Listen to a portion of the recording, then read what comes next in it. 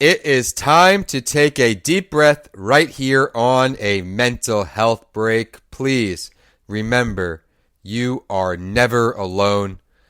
I launched this show after suffering a traumatic brain injury, and as I recovered, I learned the importance of prioritizing my mental health, and my guests and I will help do the same for you. Let's enjoy the episode together. If something makes you feel good, that's healthy for you and aligned with your values, do more of that. Even if your stress is blocking you from feeling good in the moment, keep behaving in ways that you know are healthy for you. And that will turn the switch around.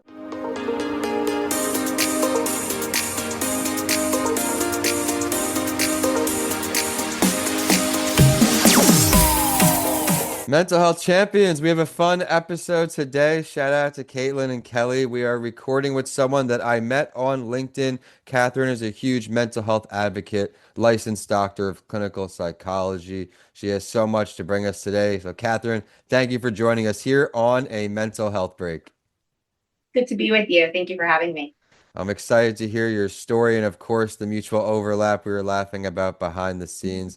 But her academic training includes a major in psychology. She went to Sacred Heart, graduated summa cum laude. She went on to get her master's in clinical psychology, so she has a real passion for this subject area.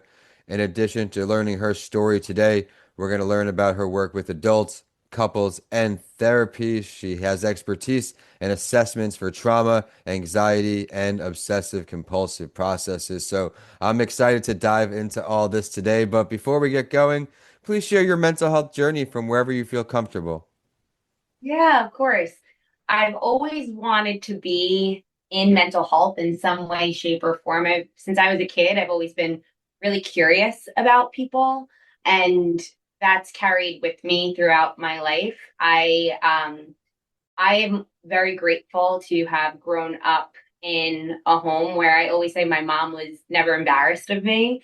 And I think it's really important for all of us, whether we're kids or adults, to feel competent and capable. I noticed that throughout different diagnostic presentations, when we can feel capable and competent in the world, we do okay.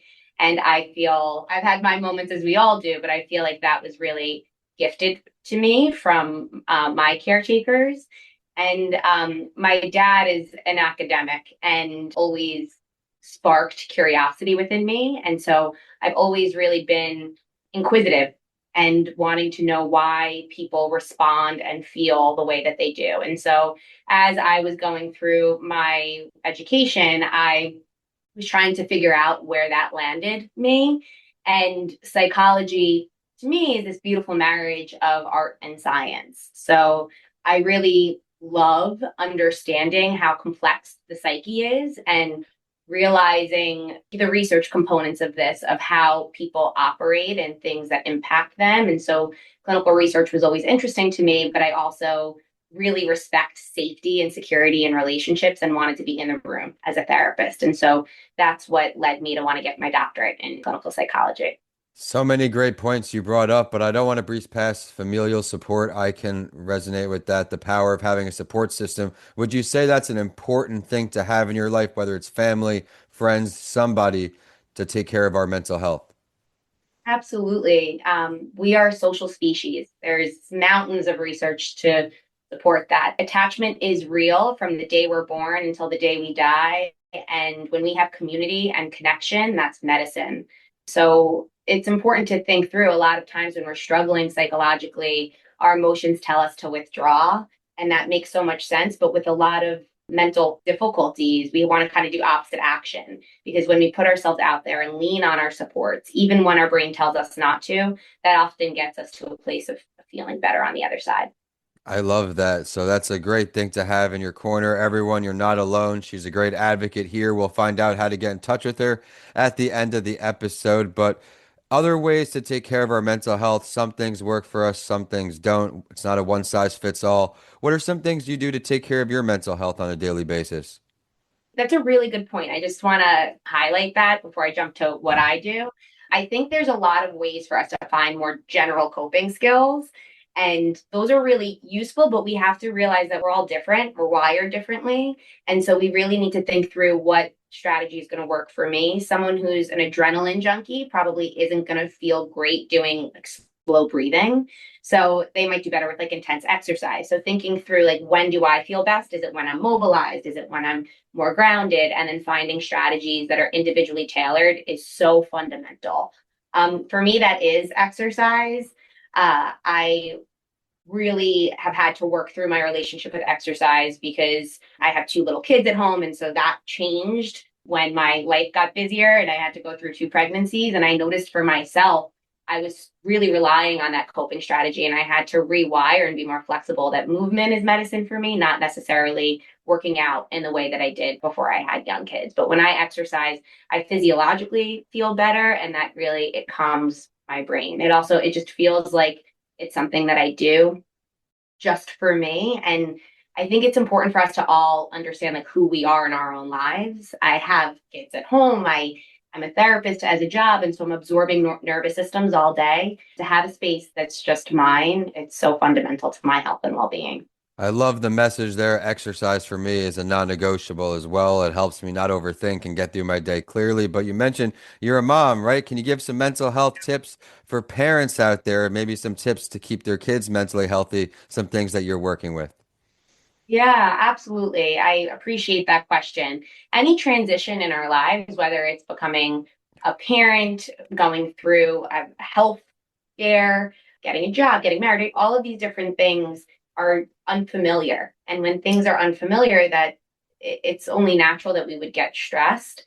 It was a street fight for me to become more flexible in being a parent, but that is the most important, I think, factor in feeling okay. So, for example, if I would go to the gym for like an hour and a half before kids, and that made me feel really great. When once I was pregnant and postpartum, I wasn't able to do that, so I had to become more flexible. Which, by the way, was quite difficult. I had to do some work there, but saying like if I go for a walk, that counts. Or if as long as I move my body, even if it's for 10 minutes, that counts. And so flexibility is really key, but also acknowledging and normalizing for yourself that, of course, you're going to have all different feelings because it's a transition and try not to um, plan what the story is going to be like because things that you think might be difficult might be super easy and things that you think would be a breeze are super hard. And so try to just give yourself grace, be flexible, and then going back to supports, lean on people who you feel comfortable with, people who you feel like don't judge you. Because when we're in a new season of life, we want to feel safe and secure in the people we surround ourselves with. Incredible messages there. Everyone, stick around just a little longer. You'll find out how to get in touch with her. I think that being flexible is such a good message where sometimes we have these hard expectations on ourselves and we need to do it, do it, do it, but sometimes it doesn't work out as easily as we thought. Usually most things in life I found are going to take a different route. So thank you for sharing that. I also want to get some more value from you. You went through this experience of getting these degrees to work in this field professionally. If there's someone listening on who's a younger you who wants to get involved in the field, what are some steps they should take to eventually arrive at where you are?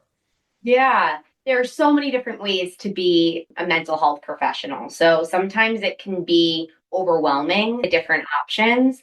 I took a route that was a lot of school. So I was a student for a while. And I remember feeling quite frustrated with that initially because all my friends after college were getting jobs and I was still in school for like another, I don't even know how many years, I think 5 or 6 years.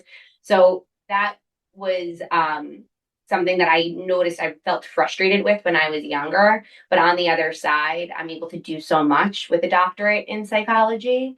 I would really think for people who are out there that want to get into the mental health field, like what does that look like for you? Do you want to be a clinician? Do you want to be in research? Do you want to be in schools?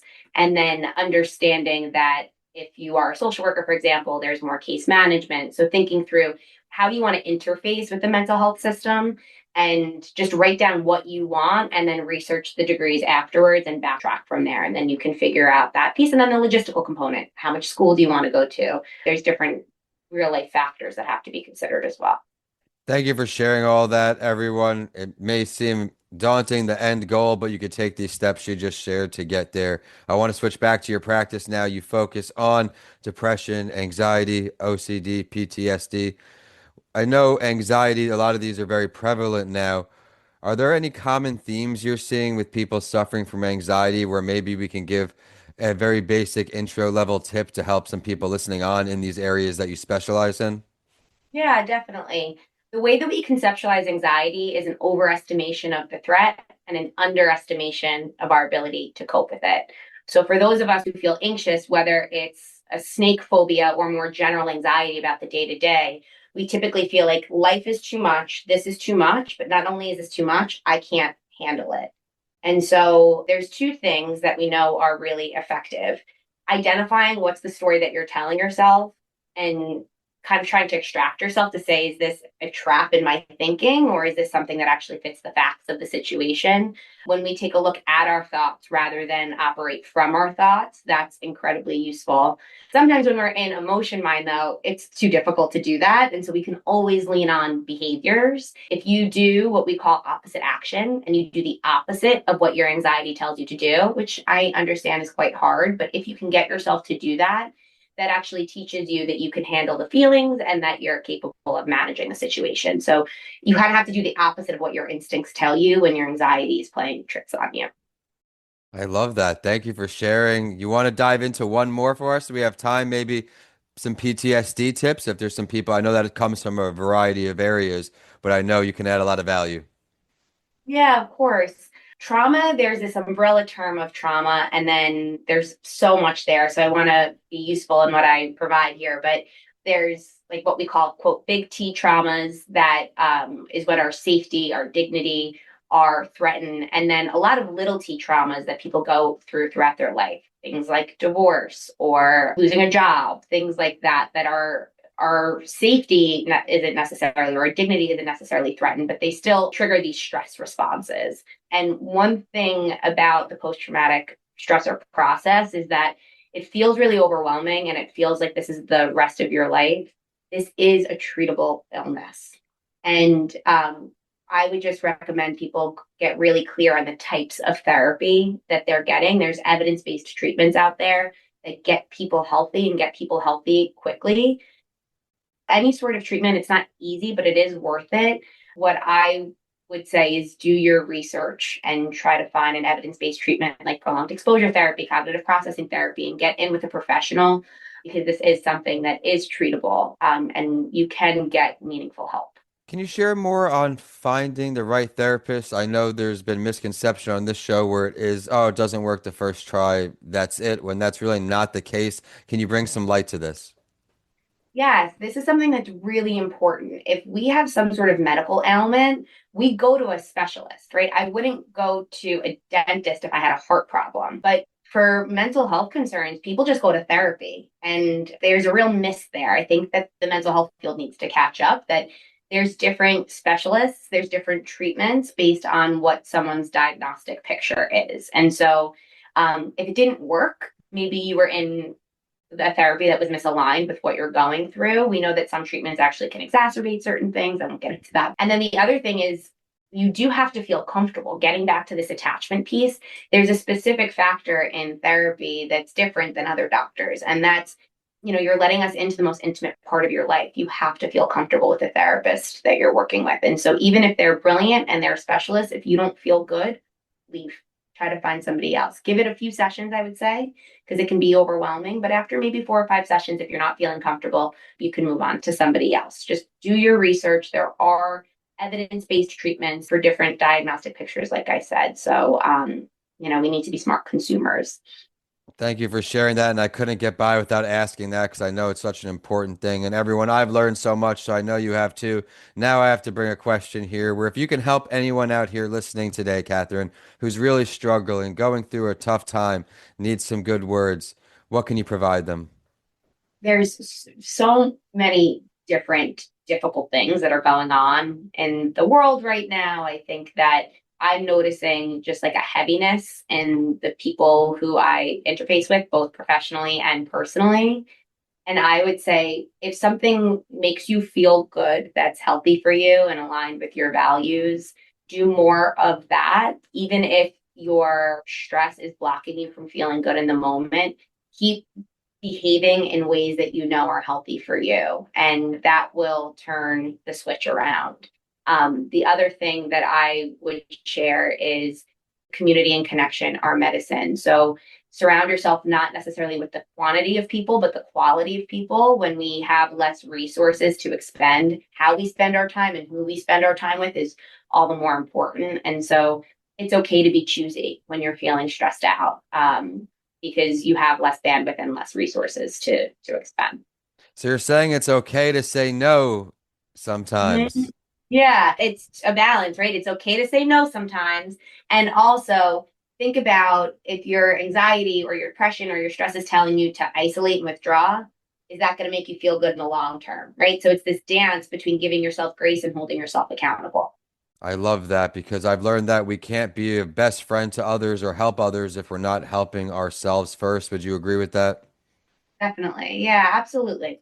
It's so hard to go through life and not get overwhelmed with things and stress. There's ups and downs in life, but remember, you are never alone. You have two resources right here. And Catherine, I want to thank you so much for coming on here, a mental health break. Please share where we can say hello to you. But before that, actually, is your business remote only, or where can we learn more about your business?